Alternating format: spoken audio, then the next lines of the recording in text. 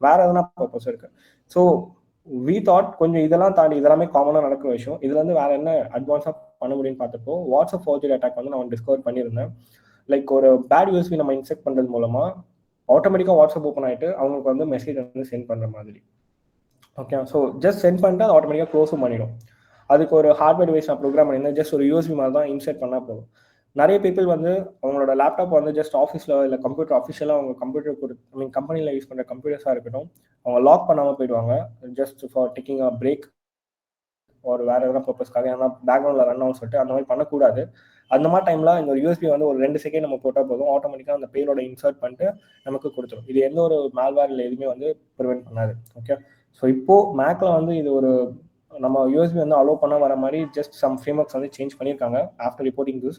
But அஃபிஷியலாக இன்னும் நிறைய கம்ப்யூட்டர்ஸில் வந்து இது பேட்ச் பண்ணலை. ஓகே, ஸோ இந்த அட்டாக் பேர் வந்து வாட்ஸ்அப் ஃபோர்ஜரி அட்டாக்.